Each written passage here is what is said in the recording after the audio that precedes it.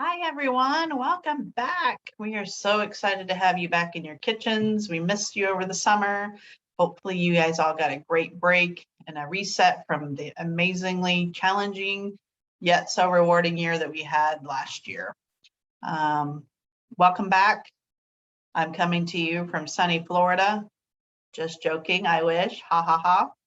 And I am here to talk to you today about smart temps and the new system that we have updated to hopefully make your life a lot easier.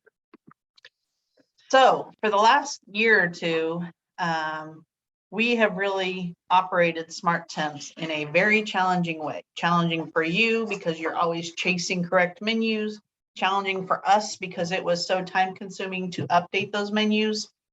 And already in a challenging year with lots of other things on our plate, it was never easy for us to sit down and get to this time-consuming process. And it was very frustrating for you, and we get it. So that's why we sat down one day and said, what are we doing? What is the motto we always want you to live by in your kitchens? And that always is working smarter, not harder. And so we decided that we were going to work smarter when it came to smart temps. And we have created a category-driven system now. Well, what does that mean? So instead of specific products and updating menus and cycle menus and all that time-consuming processes that you used to live through and we used to live through, we are now category-driven when it comes to smart temps. So you will be provided this handout for each one of your kitchens. Excuse me.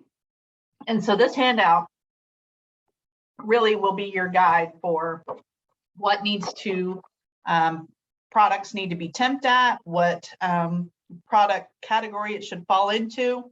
The first example I would have is popcorn chicken. So everyone knows popcorn chicken is a poultry, and it is a commercially cooked poultry. It does not come into us raw.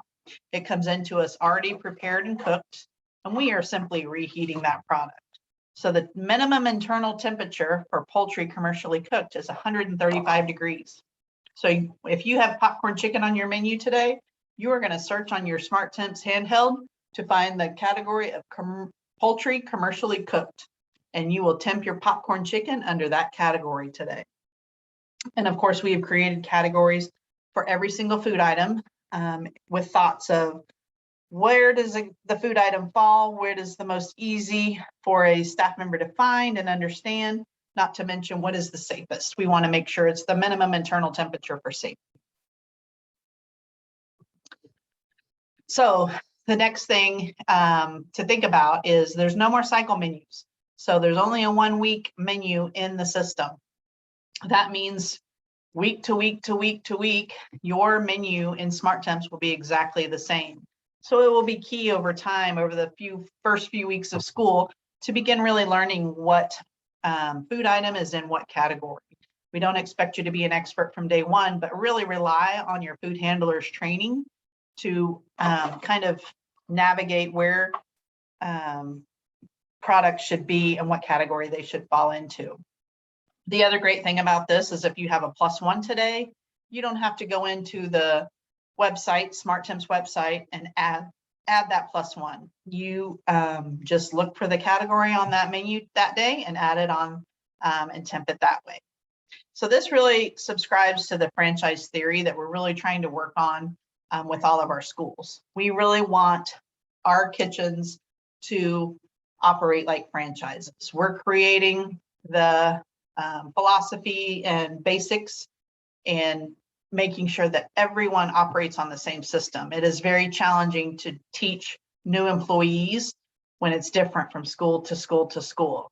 And this really goes into that theory of, I want it to be the same whether I'm at Warren Hills, whether I'm at South Valley, whether I'm at Liberty North, and then I understand how to temp food no matter where I'm located.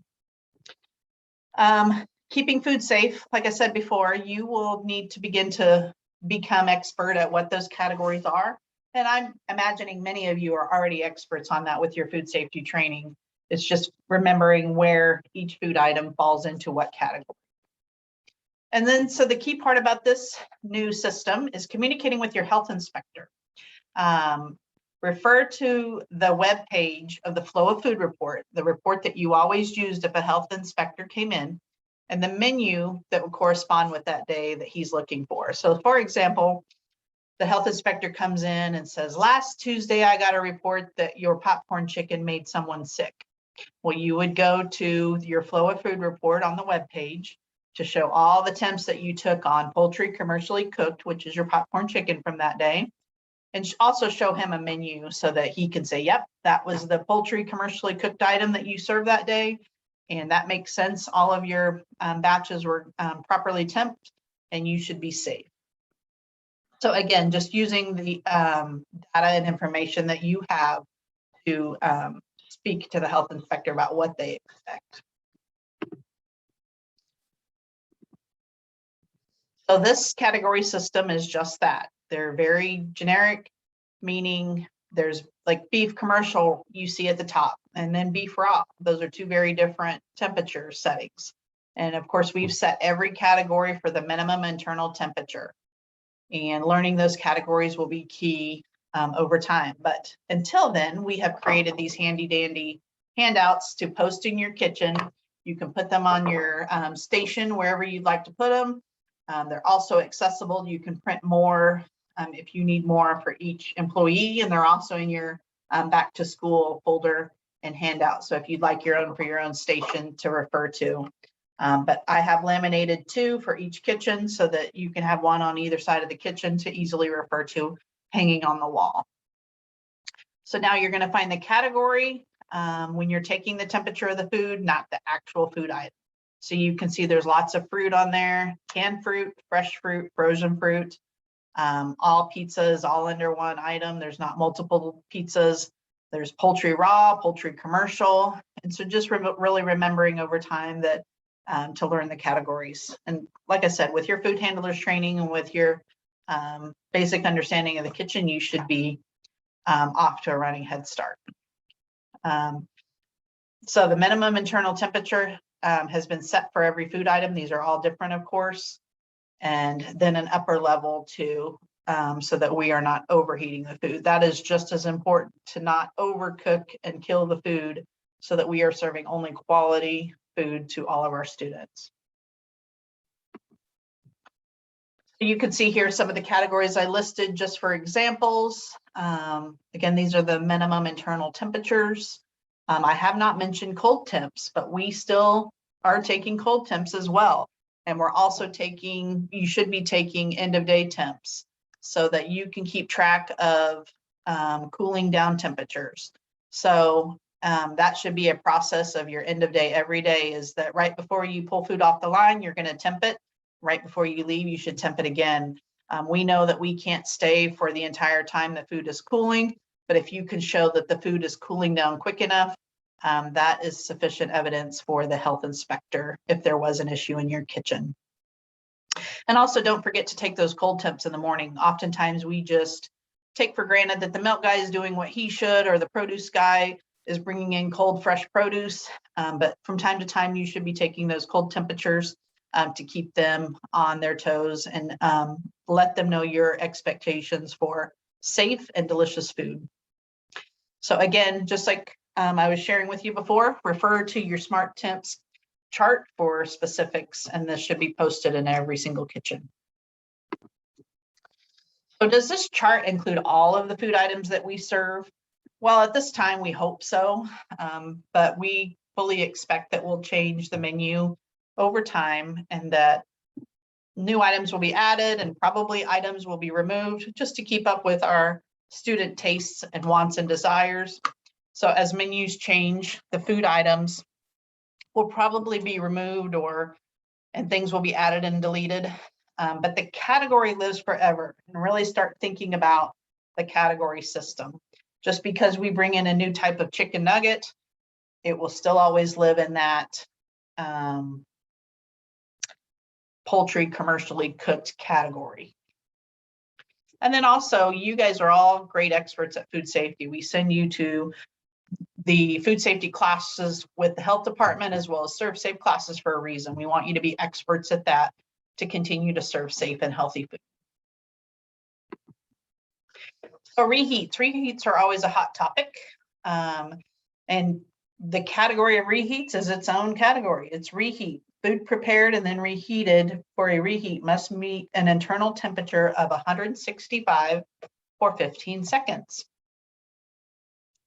So many times we think of reheats as a safety issue. We want to make sure it gets up to a good hot temp so that we can kill any bacteria that may have grown in that food. But it's also really need to be thought of as a quality opportunity. You should not reheat every food item that comes off your line from the day before or the week before. You should make a decision as a mom or a dad that really views that food as, I'm serving this to my kids, what I want my kids to have this food reheated and reserved to them. And quality is a huge opportunity when it comes to reheats. If you don't feel like it should be served, please spend the time to talk it over with your manager, make decision with them, and then get rid of it if you feel like it's not up to your standards. Reheats, many times, there's times where it's simply we just didn't know, we made a little bit too much. But there's really processes that you can look at too as a kitchen together to say, why are we having so many reheats? Are we not communicating with each other as well as we could? Did I make too many batches of chicken because I didn't talk to my two? I just threw all the pans in that she prepared that day. So look at your processes before you kind of start deciding to try and save money on food cost. Food cost is an issue that we need to always be thinking of. But when we compromise quality, we are compromising customers. So keep that in mind always. And on the flip side of that, please don't overcook the food. Again, we think if we heat it up to a certain temperature, it's going to be safe. We're going to overcook it, so there won't be any question about whether it's safe or not. And then that's the opposite problem again, that it's overcooked, it's dry, it's not a good tasting food. So I have a little quiz for you. I wish we were in person to talk about it, but what items do not reheat well? I'm going to send out a little quiz to you to get your feedback this week.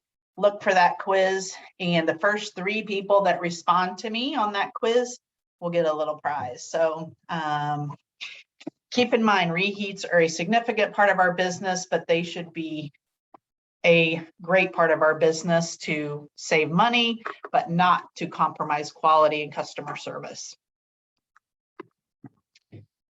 Smart Temps reminders, just as a few reminders of things that you should probably already know, is to calibrate your thermometers each and every week.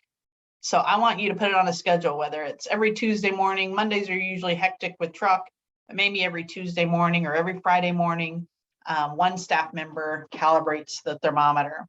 Every person in the kitchen should know how to calibrate a thermometer. It's not a manager function. It's a team function. And it's actually great for people's development for everyone to know how to do that. So we stick the probe in the glass of ice water. We scroll through our system to calibrate, and then we calibrate. And the system does keep track of when it is calibrated. And many times we find that some kitchens could go months. They just have forgotten to do it, or it's not on a schedule. So please make sure we're calibrating those thermometers weekly. NS2s also have a login for Smart Temps. So make sure that if the manager is out, that you guys are all able to use smarttemps.com to print reports. If a health inspector ever walks in, it's a great skill for you to be able to quickly pull a report, so you're not scrambling to figure out. And managers, I mean, it doesn't happen very often. It's a great report for you to be skilled at printing as well. It also, you can print reports for calibration history and use those kind of for training meetings when you have your roundtable meetings in your school, and just talk about all the different reports that are available on smarttemps.com. If you need your login, please connect with your manager about what your login is for that system. And if they don't know what it is too, we can connect with Julie or I, and we can provide you with that information. Also, just want to remind you about equipment fails. Keep in mind, it takes several weeks to replace a piece of equipment when it fails. And we know all of them are not your fault, but just keep in mind to take care of that system. They are very expensive. They are out of warranty now. And so any failure in the system, the handheld system costs $304 each for us. And the probes are $75 each. And like I said, we know things happen. Not all failures are our fault, but just do your best to try and save those from being damaged or hurt. Treat them like crystal eggs. And even more frustrating than the cost is frustrating to me, but even more frustrating is how long you have to wait for them to get to you. So from the moment I call Smart Temps to say I need a new probe, it takes 3 to 4 weeks for us to get it. And that's 3 to 4 weeks where you're scrambling in the kitchen to try and figure out a different way to temp your food. So it's just very frustrating to have that downtime. So do everything you can to take care of our system. So I shared with you before, we also have that Smart Tips category guide we're sending to everyone. We also have the laminated sheets that the managers have that you can hang up in your kitchens. And if you need more copies of that system, or if you need more information about anything to do with Smart Temps, on the Google Drive in the manager's toolbox, there's a Smart Temps file folder that you can find lots of good information. I really want to thank you guys again, welcome you back. I'm excited to have you back. And we are looking for great feedback on if the system truly is working smarter or not, and not harder. So we want you to have an easy time in your kitchen, be able to connect with kids and spend time doing those more important things than chasing a menu in Smart Temps. So please send me feedback. I'm going to be the one that's in charge of Smart Temps, so making sure that everything's running smoothly for you. So if you have a moment, please shoot me an email and say, hey, I really think you could do this differently. Or what about, have you thought about this? Please share that feedback. I'm always open to that. We want you to work smarter and not harder, and we need to take our own advice. So we are so glad that we figured out this way to maneuver this system and make your lives a lot easier. So thank you so much. Enjoy your great training week. And even more importantly, get ready to be geared up for a new school year. And we'll see you back on August 23rd. Have a great time. Bye.